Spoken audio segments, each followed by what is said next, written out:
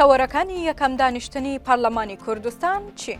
ئەمڕۆ سێشەممە 26 تشرینی دووەمی 2024 فواد ئەحمەد ڕاوێژکاری پەرلەمانی کوردستان چاوەڕەکانی یەکەم دانیشتنی پەرلەمانی کوردستانی ئاشکرا کرد. فواد ئەحمەد ڕایگەیاند لە دوای وەرگرتنی نامەی پەسەندکردن لەلایەن سەرۆکایەتی هەرێم ڕۆژی چوارشەممەی داهاتوو یەکەم دانیشتنی پەرلەمانی کوردستان بەڕێوە دەچێت.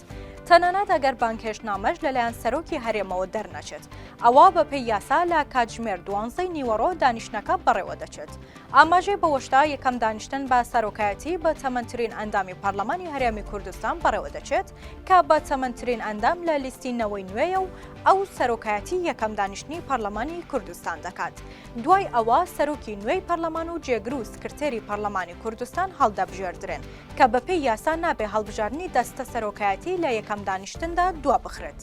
جێگای باسا ئەمڕۆ یەکشەممە 24 تشرینی 2024 سەرۆکایەتی هەرێمی کوردستان ڕایگەیاند بە زووترین کات فەرمانێکی هەرێمی دەردەکات کە یەکەم دانیشتنی پەرلەمانی هەرێمی کوردستان کە بریتیە لە خولی شەشەم ببەسترێ.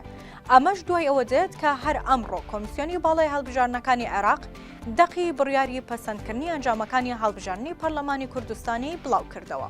جێگای سەرنجە پرۆسەی دەنگدانی گشتی لە هەڵبژاردننی پەرلەمانی کوردستان لە 20 ئۆکتۆبەر بەڕێوەچوو.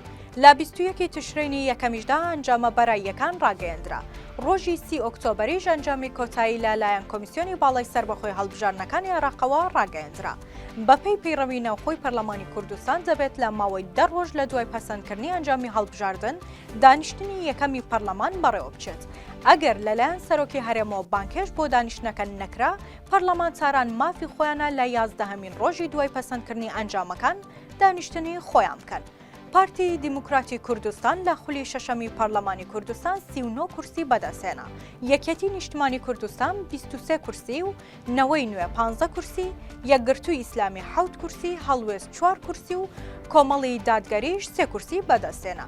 تا ئێستا تەنها کۆمەڵی دادگەری بە فەرمی ڕایگەیاندووە کە بەشداری لە پەرلەمان و کابینەی داهاتووی حکوومەتی هەرێمی کوردستان ناکات.